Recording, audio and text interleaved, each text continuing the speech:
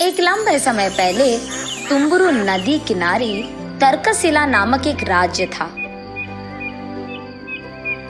वहाँ अलग प्रकार के आलू रहते थे।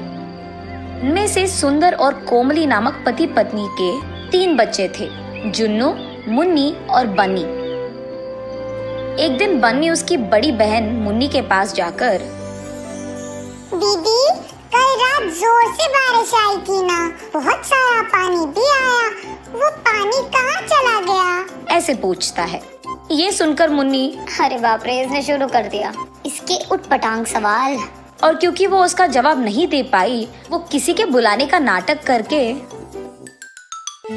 हाँ माँ, अभी आई, कहकर चली जाती है।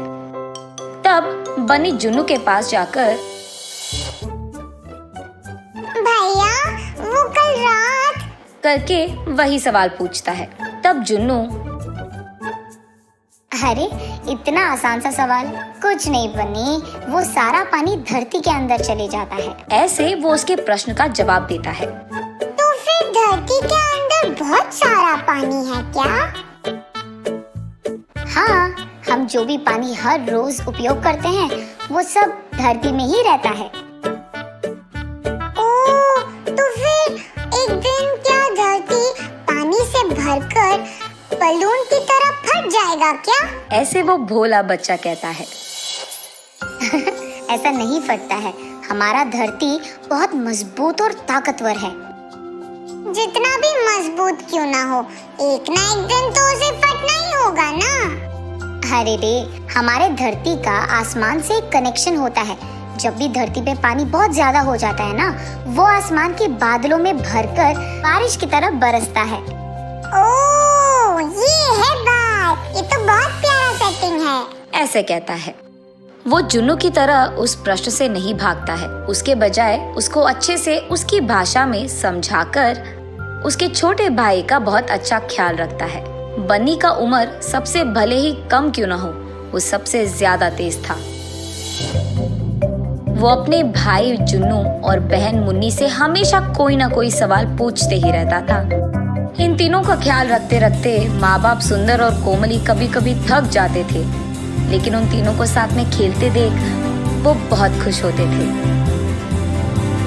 ऐसे ही एक दिन वो तीनों उस राज्य में हो रहे एक बाजार के लिए निकलने की तैयारी करते हैं, मगर उस बाजार तक पहुंचने के लिए उनको तुम्बर नदी पार करना होगा। इसलिए सब एक बड़ा सा नाव चढ़ते हैं। उन सब के साथ ही कुमारी भी उस नाव में बैठती है।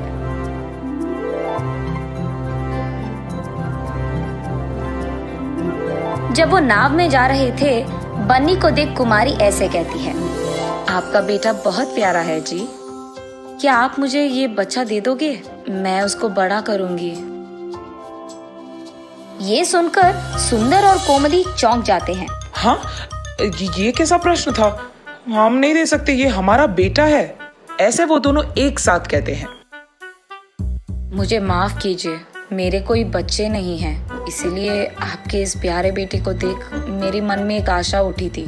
मुझे ऐसा नहीं कहना था, माफ कीजिए। ऐसे कहती है कुमारी। इतने में नाव दूसरी तरफ के किनारे पे पहुंचता है।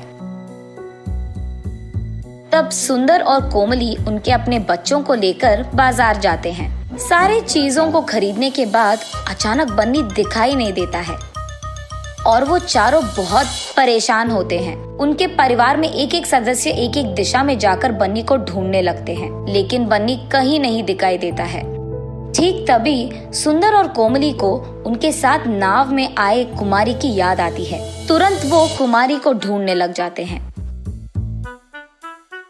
एक जगह कुमारी अपना काम करते हुए दिखाई देती है। वहाँ जाकर सुंदर और कोमली ऐसे कहते हैं, हमारा बेटा कहाँ है? बोलो, कहाँ छुपा दिया तुमने? बोलो। ऐसे कहते हैं। ये देख कुमारी आश्चर्यचकित होती है। हाँ, मैं तुम्हारे बेटे को कहाँ छुपाऊंगी? क्या बात कर रहे हो तुम दोनों? नाटक मत करो। अभी नाव में तुम कह रही थी तुम्हारा बच्चा दे दो, मैं बड़ा करूंगी। हाँ, मैंने कहा था। तो तुमने हमारे बेटे को हमसे चुरा लिया? कह दो, कहाँ है मेरा बेटा? ऐसे जोर जोर से रोते हुए उसे पूछते हैं। अरे रे, तुम्हारा बच्चा मेरे पास नहीं है, मैं ऐसी लड़की नहीं हूँ, ऐसे कहती है कुमारी। ये सब दूर से राजा के भट देख रहे थे, इसलिए उन सबको राज दरबार लेकर जाते हैं। दोनों तरफ सुनकर वहाँ का राजा पुलकेशी, इस औरत को 2 दिन गिरफ्तार करके जेल में डाल दो। इसका घर, गांव, हर जगह ढूंढ लो। अगर तब भी बेटा नहीं मिला तो इस लड़की को छोड़कर उस बच्चे के बाकी निशानों के लिए ढूंढो। इस सब के दौरान 2 सैनिक बनी को लेकर वही राज दरबार में आते हैं। राजा, ये बच्चा नदी में डूब रहा था, तब कुछ लोग इसको बचाकर हमारे पास लेकर आए, ऐसे कहते हैं। बन्नी को देख उसके माँ बाप बहुत बहुत खुश होते हैं। सुंदर, कोमली, जुन्नू, मुन्नी सब बन्नी के पास पहुँचते हैं। तब सुंदरी, देखा प्रभु आपने, मैंने कोई गलती नहीं की, मुझ पे झूठा इल्जाम लगाया गया था। तब राजा, उस बच्चे को इधर लेकर आओ। तब सैनिक बन्नी को राजा के पास लेकर जाते हैं। तब राजा बन्नी से ऐसे पूछता है, बेटा बन्नी, माँ बाप को छोड़कर तुम कहाँ गए? तुम नदी तक क्यों गए? हाँ, मैं नाव के नीचे मौजूद उस बड़े इंसान को देखने गया, कहता है बन्नी भोलेपन से। हाँ, वो बड़ा सा आदमी नाव के नीचे था। हाँ, नाव के नीचे बड़ा सा आदमी क्यों होगा बेटा? किसने कहा तुमसे ये? हुआ ये था कि जब सभी नाव में बैठकर नदी के उस किनारे तक जा रहे थे, तब सुंदर और कोमली कुमारी के साथ बात कर रहे थे। ठीक उसी समय में बन्नी उसके भैया जुन्नू से ऐसे पूछता है, भैया, नाव ऐसे अपने आप कैसे जा रहा है, और वो भी इतने तेजी से?